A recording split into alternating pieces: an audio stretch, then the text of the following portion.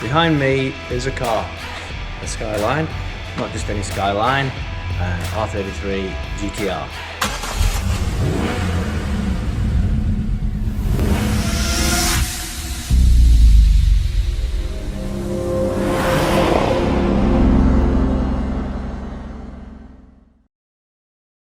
So the story of this car starts at least a couple of years back for me, and that's when I first found it and owned it. At that point, this car had a bit of a history, which interested me. I do like GTRs in general, but if they come with a story, even better. So this car had been developed by Tomei in Japan, or at least a running gear, etc. It had a cage in it. It had been used as a track car for quite some time in South Australia and in Japan. At the moment, I think it's got like 89,000 kilometers showing on its original dash. I understand 32,000 kilometers of that have spent in a track environment or driving to track and being used on track. The key that really got me on board was that every single place where I looked on this car is just bristling with Japanese memorabilia. Endless brakes it's had, endless suspension.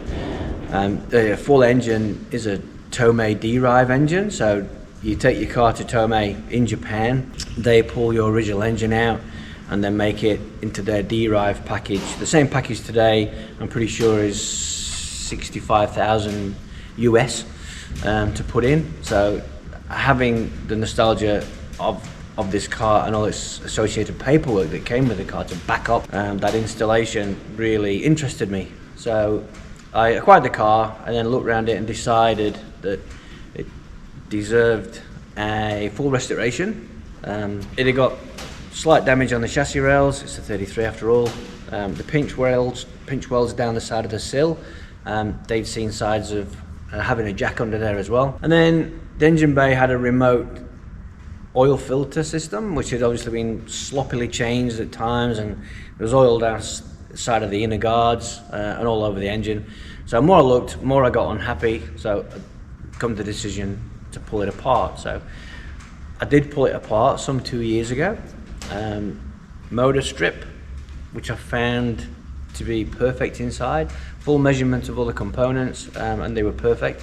Did, however, import some new rings and bearing shells from Japan, standard size, unbelievably, direct from Tomei. They were quite expensive, but you have to do what you have to do on these builds. So a full refresh of the engine, which I'll show you later, plus over and above, sort of Cerakote everywhere, or painted parts that weren't painted, just to add that sort of special touch to it. The subframes I've reconditioned, more about them later, and as many parts as I could while the car was away at the paint shop, I reconditioned, cleaned, replaced, or sort of cleaned and revamped wherever I could, and then where I couldn't, for either destroyed or they just deteriorated, then I replaced those parts with new. And that process is still going. So the longest part of this job has been the fact that when it went to the paint shop, it was during COVID, and so they couldn't get staff, they couldn't get people, they couldn't get their parts. I'm not going to bag on the paint shop, but they just couldn't get their act together, and that was away for 14 months, which did take its toll with interest level in getting this car complete. However, if I went to the paint shop and visited them, looked at the car again, I fell in love with it and wanted to have it again. But yeah, every so often when you're not paying attention to it, your mind drifts and thinks, oh, I don't want to restore this car anymore. But here we are. I've got it back from paint. I like the paint job now that we've decided on and come to terms with. So here it is. It's QM1, which is a most popular Skyline colour, and the car is a Series 1. I think I might have mentioned that. It is a V-spec, much of a muchness really, because I'll be changing a lot of things. Only thing sort of noticeable from the outside will be the V-spec differential with the fins in the back. Some people say they're weaker. This car is not high output. It's really not going to matter to what we're doing. So I'll try and talk you through some of what's happened so far. So they came back from the paint shop about 2-3 weeks ago. Ben will add the date. and I've started piecing it together with the bits and bobs I've got lying around the shed. So first thing first, I wanted to get some things done underneath because I need to turn it into a roller as quick as I can, such that I can move it around the shed. Simple terms, if I ever need to hoist again. So look, the paint shop had done a fairly decent job in straightening out the rails. They were a normal 33 business. This has been signs of jacking, same as here. People put jacks in here. It's not really a jacking point. Maybe on new cars, maybe you get your little lighter cars, your Hyundai's, Kias, and they'll sustain that lifting up on these pinch welds.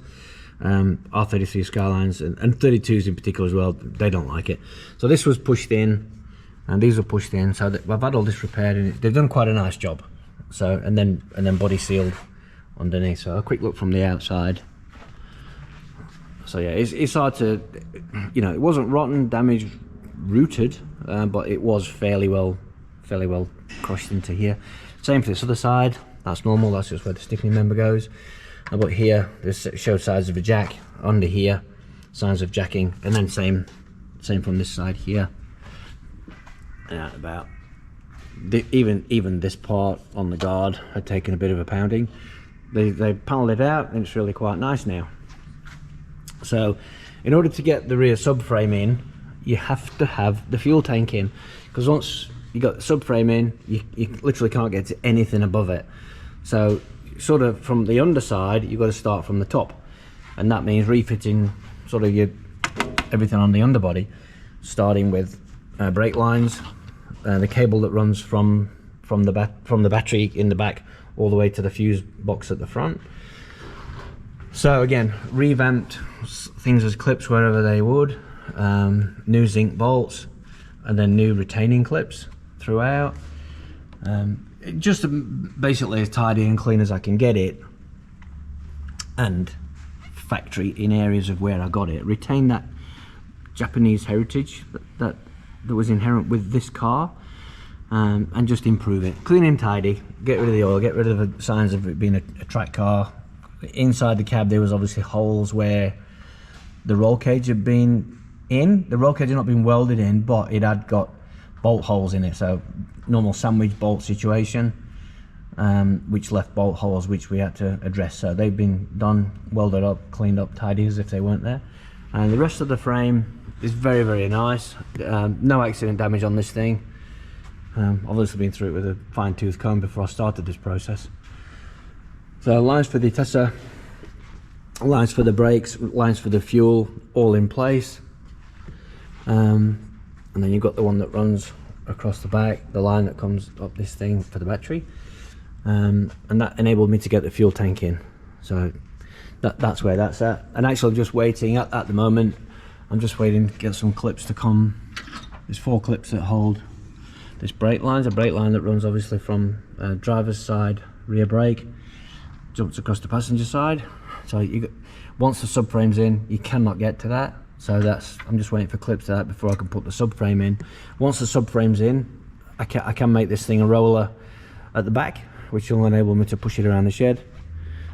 I did replace the endless brakes that it came with.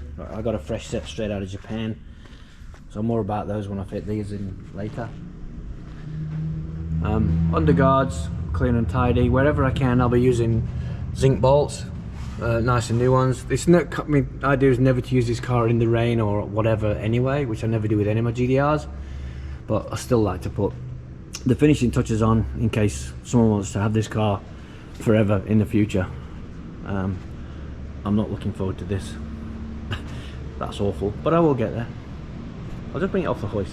So looking from the top of the car, when it was away having its paint work done, I did take all the windows out of it, so new seals throughout, thankfully for the 33. Not price wise because they're really expensive, but you can still get all the rubbers. When you buy the rear windows, this one, they do come assembled in this way, like you got to buy the new glass incorporating the rubber. The rest of them you can remove the glass, remove the rubber, replace the rubber, put them back in. So everything was out, like everything's been painted down the sides, inside. I'll pop these new seals in just so we can close the door when we bring it back from the paint shop. So as you see, there's lots and lots of jewellery inside to go in. Full Defi gauges on the A-pillar, illegal in Australia, but that's alright. And then different monitoring display units for how the car's running. It's got sort of sensors everywhere, which is fantastic. Inside the bag, it's used but fair, needs a bit of a clean. That's just me. Original headlining is good. Beautiful Series 1 steering wheel. I'll probably replace that with something more sporty in time, but you know, that's what it came with. So I've been stuck with the decision on some of the parts. Upgrade things as I've seen, or if it's come with them when I bought it, maybe I'll stick with them. Don't know, that's to be decided. So just a quick one for anyone that didn't know, and to remove your R33 tail lights, they like this when they finish the course, but they come in a couple of pieces. So you got that, this piece of course screws into the back of this piece, and if you're trying to remove them from your car for the first time, you'll find that they're very tricky. So when they're in the car, undo your plugs, wires, clips, and then you undo these 4 retaining nuts. But you see this, there's a real sticky, bitumastic, goopy stuff. But these ones have been, this stuff's been on the shelf for 16 months, and it's still extremely pliable, and I don't think I'm going to need any more when I put it back together. But when it's on your car, that stuff is extremely adhesive. So once your lights are sat inside their aperture, it's sort of around here. So once you've undone them bolts, you've got to pull and push and tweak and pull and sort of keep the faith, because you think, oh, this isn't going to break, or am I doing this thing right or wrong? Just push, like push from the inside and then pull from the outside, little bit, all the way around, and you'll get them. A quick glimpse of the motor. I did do this quite some time ago, as I said. I will go into detail with this before I put it in, but just let you know I'm at the car. So yeah, new rubbers in the front.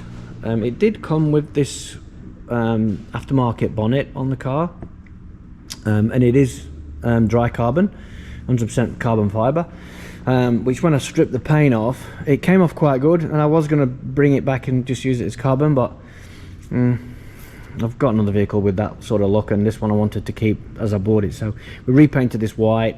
I may or may not put the black grill mesh in there later, undecided.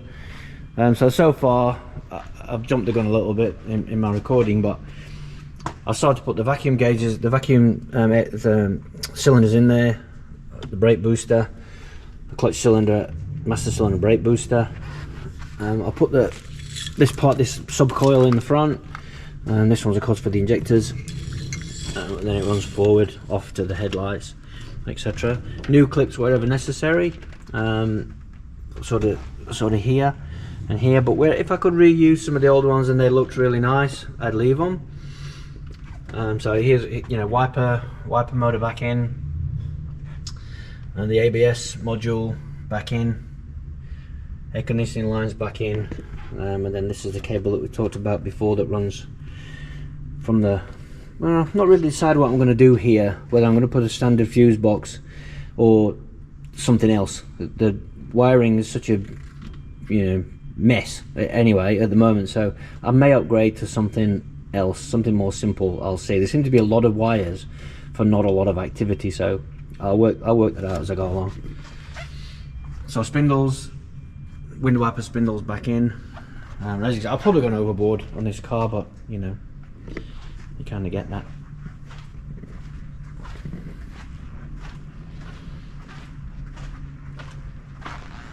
So same story in the boot. Top of the fuel tank's back in. Wiring cable just need joining on, and the rear bulkhead, I'll put that back in soon. But what you got to do is run all the cable in back in it first, back to all its functions. There's obviously the reserve tank reservoir for the attester in the back, and spare wheel jack, but everything's out. So I thought we'd just have a little bit of a recap just now. I put these inner bumper protection on this morning, but other than that, we'll check in later.